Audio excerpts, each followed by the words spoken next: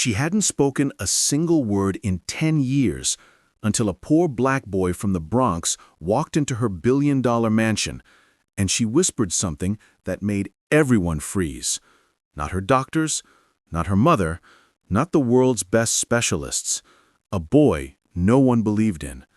They called her broken. They called him worthless. But the moment their eyes met, he saw it, the terror hiding behind her silence. Because she wasn't mute, she was afraid.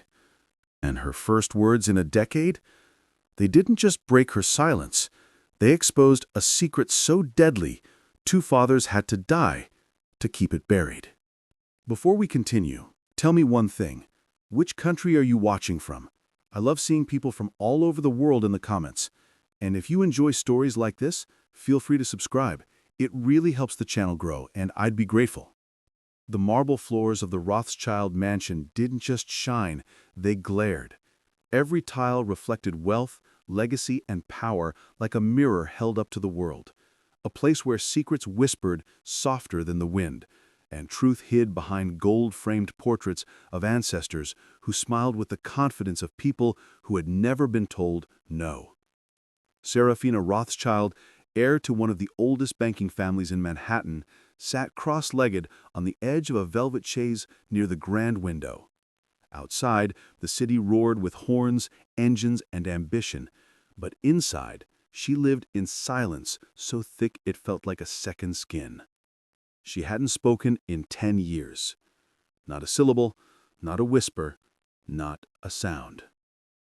Her long black hair fell in soft waves across her shoulders, and her pale fingers traced patterns on the frost-kissed glass.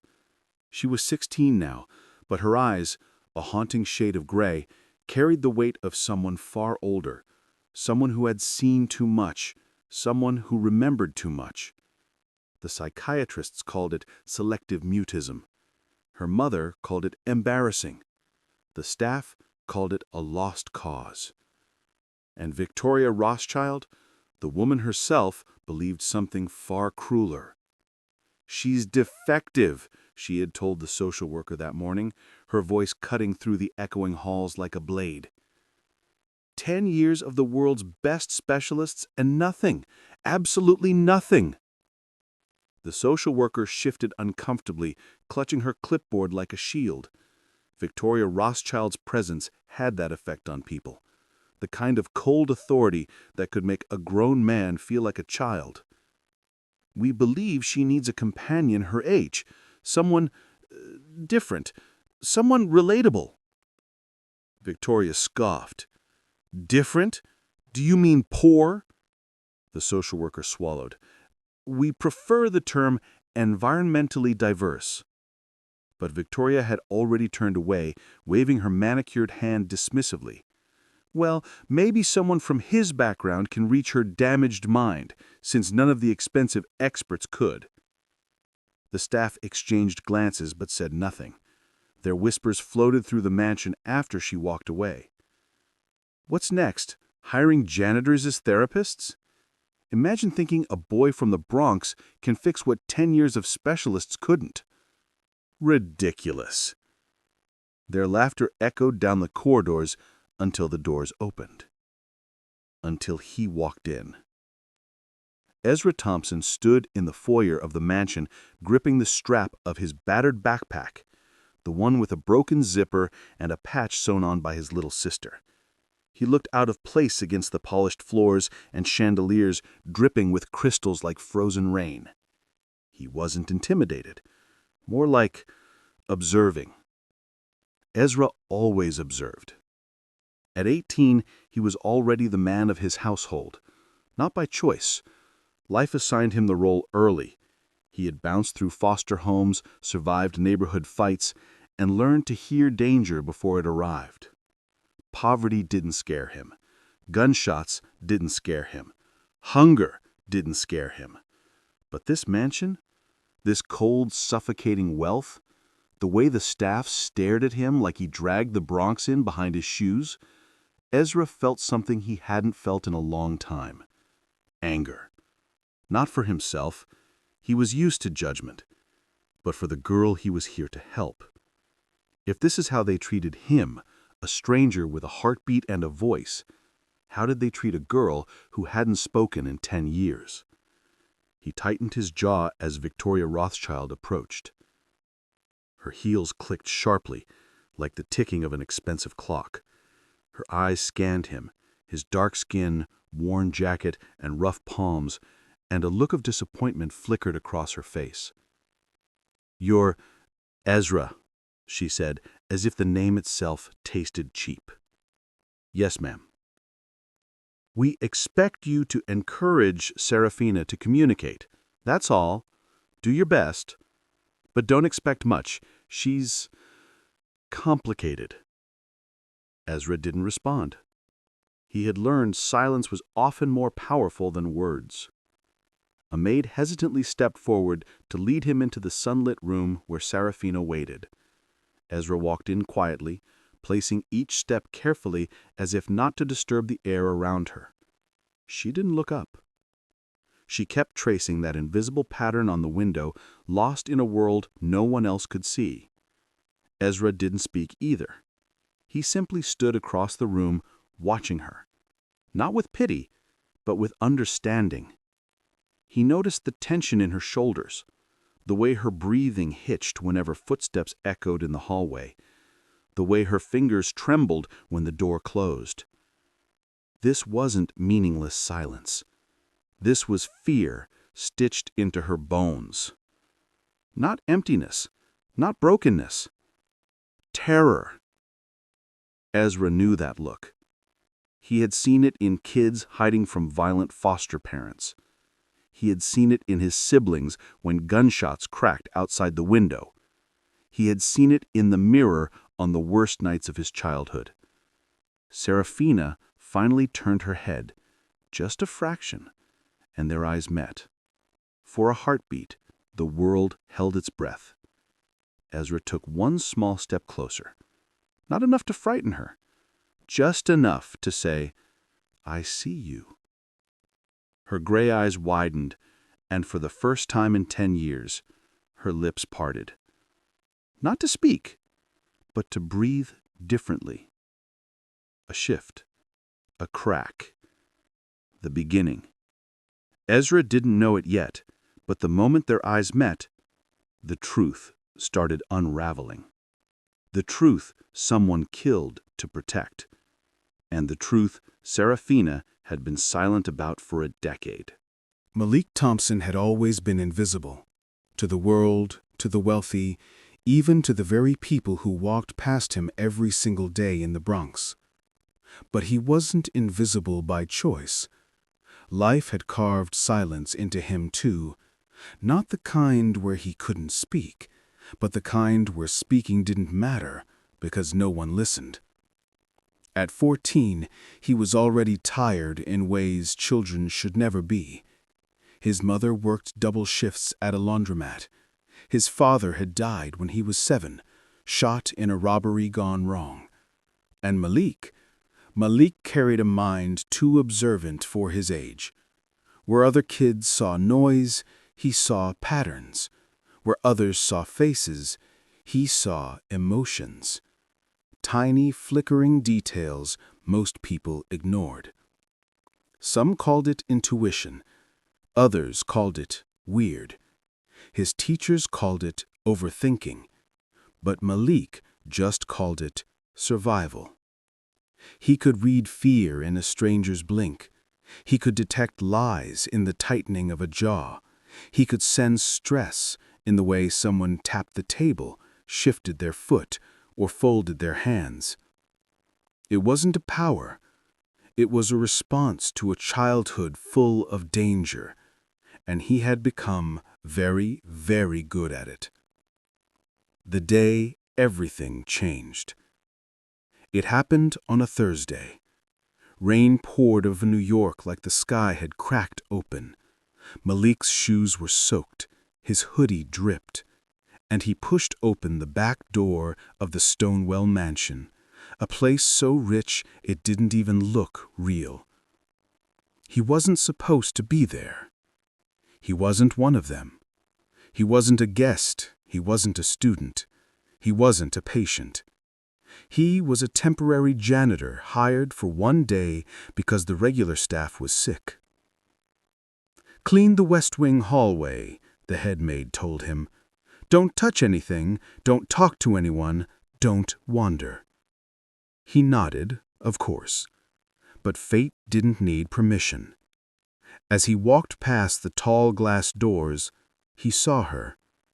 Isabella Stonewell, the silent girl the world talked about, the billionaire's daughter who hadn't spoken in 10 years. She sat on the floor beside the grand piano, knees tucked to her chest, staring at nothing. Her long hair covered half her face. Her hands trembled, not from cold, but from something deeper. Her mother and 2 private therapists stood around her whispering instructions, asking questions, repeating stimuli like broken machines. "Isabella, tap once if you understand. Isabella, look at the card. Isabella, squeeze my hand." Nothing. Her eyes were empty. But Malik, he studied her, not like a doctor, not like a scientist, but like someone who knew what it meant to hide fear behind silence. He swallowed. Should he walk away? Yes. Should he mind his own business? Definitely. Should he pretend he didn't see the panic hiding behind her blank stare? He tried. But then her eyes flicked upward, just for a second, and met his, and Malik froze. Because he didn't see emptiness. He didn't see a psychological condition. He didn't see trauma-induced muteness. He saw terror. Pure, raw, suffocating terror. She wasn't shutting the world out. She was hiding from something inside it. Her pupils constricted, her breathing quickened, her fingers dug into her sleeves as if she were trying to disappear inside herself. Malik recognized that look instantly. It was the exact same expression his father wore the night before he died, as if he knew something terrible was coming and couldn't stop it. Malik's stomach twisted. Something was wrong. Very wrong. The moment that shouldn't have happened. "Hey, boy!" one of the therapists snapped. "What are you doing here? Move along!" Malik lowered his head and began to walk away. But then, a small, sharp movement behind him. A hand grabbing the hem of his hoodie.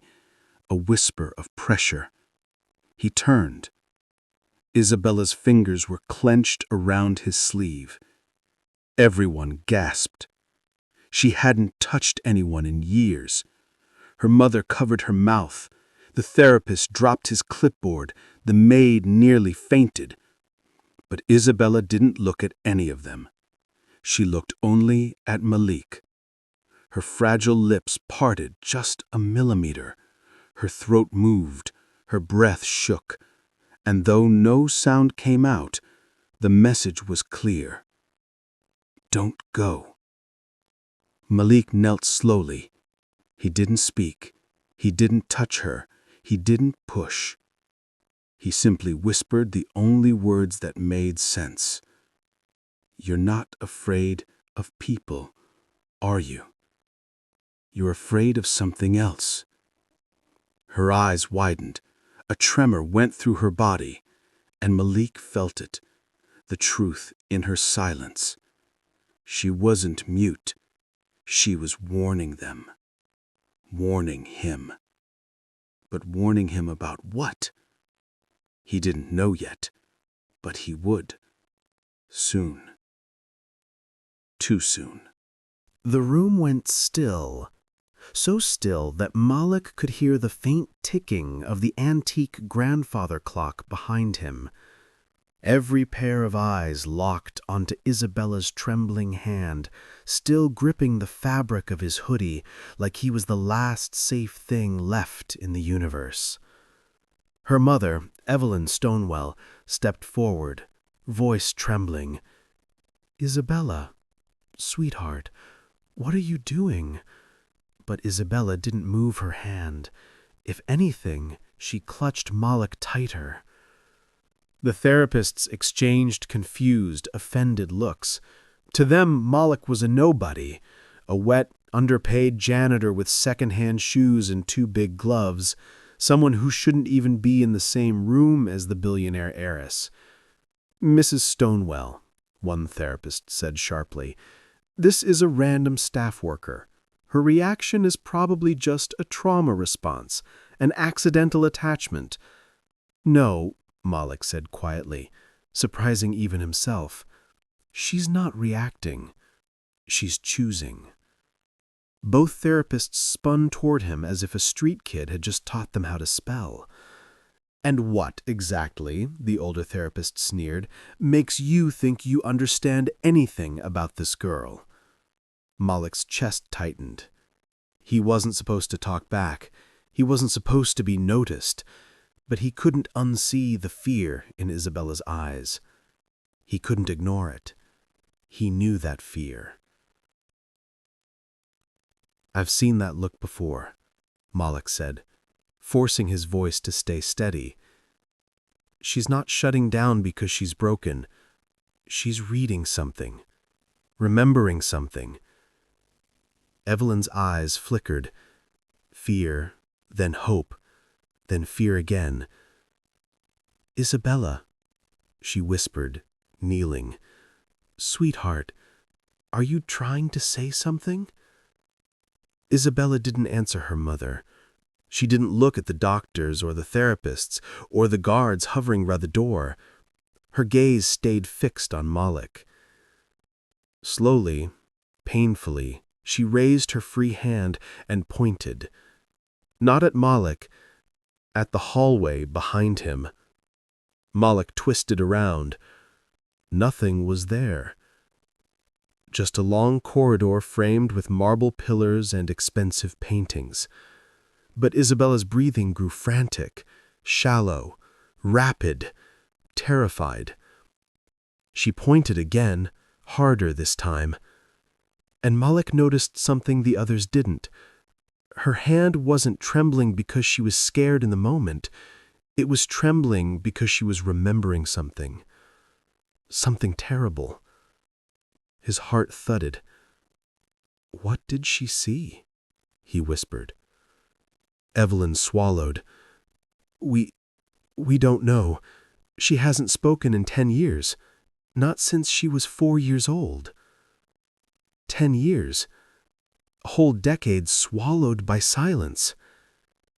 What happened when she stopped talking? The room shifted uncomfortably. The therapist stiffened, as if the question itself was disobedient. But Evelyn Stonewell looked suddenly fragile, the way a mother looks when she is balancing between truth and grief. "She witnessed something," Evelyn whispered. "A tragedy. Something so traumatic, the doctor said her mind shut down to protect her." "What tragedy?" Moloch pressed gently. Evelyn opened her mouth, but before she could speak, Isabella jerked violently.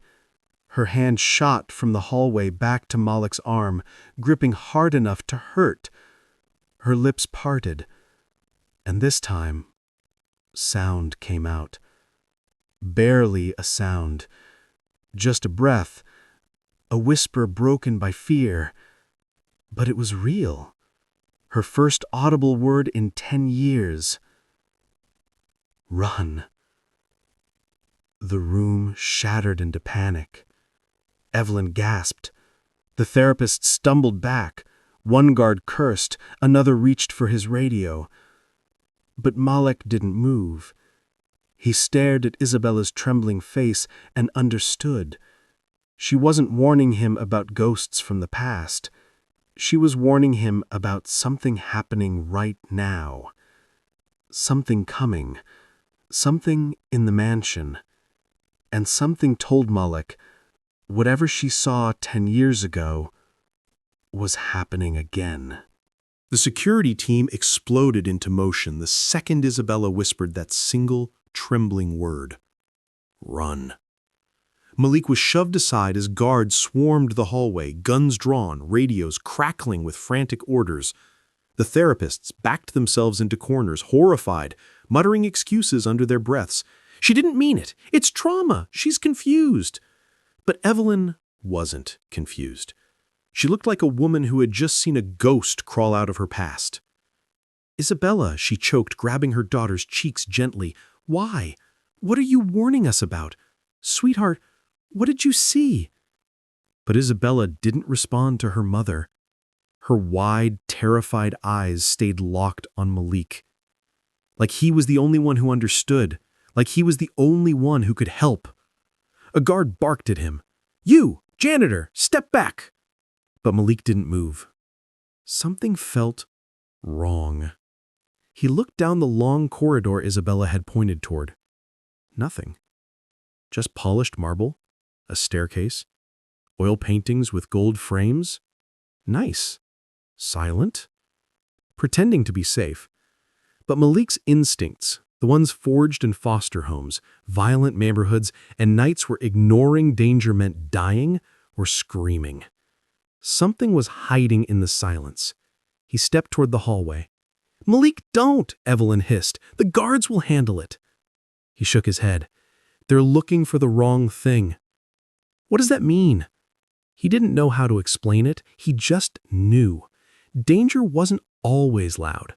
Sometimes it was quiet. Sometimes it watched. Sometimes it waited. He scanned the walls, the ceilings, the corners where the shadows pooled. And then he saw it. A small, nearly invisible lens. A camera, no bigger than a button. Expertly hidden. And it was pointed directly at Isabella. The guards hadn't seen it. The therapists hadn't noticed it. Evelyn hadn't known about it. But Malik spotted it instantly. His heart dropped. He took a shaky breath. They're watching her. What? Evelyn whispered. Malik pointed. There, behind the molding, that camera. None of your security cams look like that. The nearest guard turned pale. We don't use that model. That's not ours. Evelyn staggered backward as if slapped. No, that's impossible. This is my house, my security. My father built... Her words died in her throat. Isabella squeezed Malik's sleeve again, trembling so violently her knees nearly buckled. Her eyes filled with tears. She looked up at him and formed another word silently with her lips. He's back. Malik froze. Who's back? He whispered. Isabella didn't speak, but she refused to look at Evelyn. Instead, she lifted a shaking hand and pointed again. Not at the hallway, not at the camera, but at the portrait on the wall. A towering oil painting of Evelyn's father, Robert Stonewell, founder of Stonewell Industries. Billionaire philanthropist, man of influence, man of power. Man who died 10 years ago, or so everyone believed. Evelyn swallowed hard. Sweetheart, Grandpa is gone. You know that. But Isabella shook her head. A single tear rolled down her cheek, and she mouthed another silent word. No. Malik felt his stomach flip. 10 years. 10 years since Isabella stopped talking.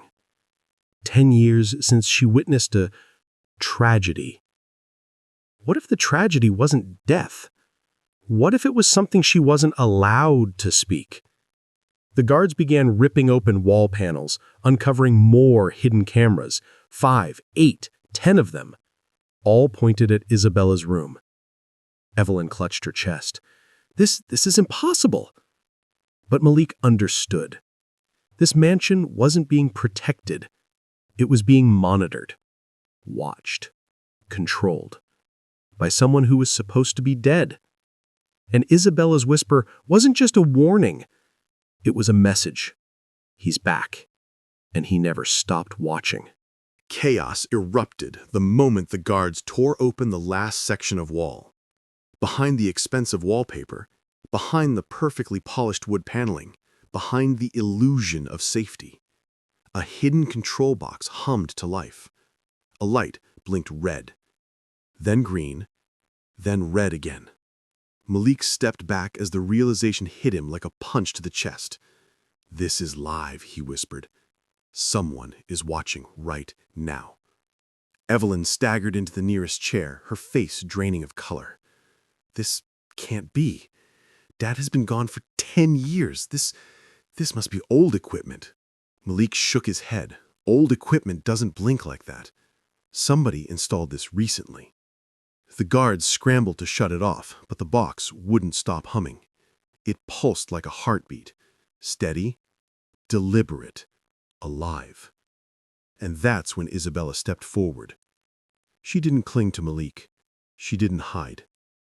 For the first time in a decade, she stood on her own legs. Small, trembling, but unbroken. Her mother reached for her, voice cracking. "Izzy, honey, please tell me what you saw. Tell me why you stopped talking. Tell me why you said to run." But Isabella wasn't looking at her mother. She was staring straight at the control box. Her tiny hand lifted, shaking but determined, and she pressed her palm against the metal casing, like she was touching the bars of a cage she'd lived in for half her life. Her lips parted. Everyone held their breath. And with a soft, raw voice that seemed to claw its way out of years of terror, she whispered, "He killed my father." Evelyn collapsed to her knees. "No, no, darling. Your father died in the accident." "It wasn't an accident," Isabella whispered louder now. He pushed him, and then he told me to stay quiet or he'd take Mommy too." Every guard froze. The therapists went white. Evelyn's hands shook violently as she covered her mouth to stifle a sob. Malik felt the world tilt. This wasn't trauma. This wasn't mutism. This was survival. Isabella kept going, each word a knife cutting through 10 years of forced silence. "He made me watch. He made me promise. He said he'd always be watching. And he never left." At that exact moment, the control box emitted a distorted crackle. The speakers hissed. And then, a man's voice. Old. Calm. Too calm. "Hello, Isabella." Every hair on Malik's body rose. Evelyn screamed. The guards drew their guns. Isabella stumbled backwards, right into Malik's arms. He held her tight as the voice echoed again. "Grandpa's home." Malik didn't hesitate. He grabbed Isabella's hand, pulled Evelyn to her feet, and shouted, "Run!" And for the first time in 10 years, Isabella ran towards freedom. Not away from fear. Before you continue to the next part of this story, tell me one thing in the comments. Which country are you watching from? And if you're enjoying these cinematic stories, you're welcome to subscribe. It helps the channel grow, and I truly appreciate it.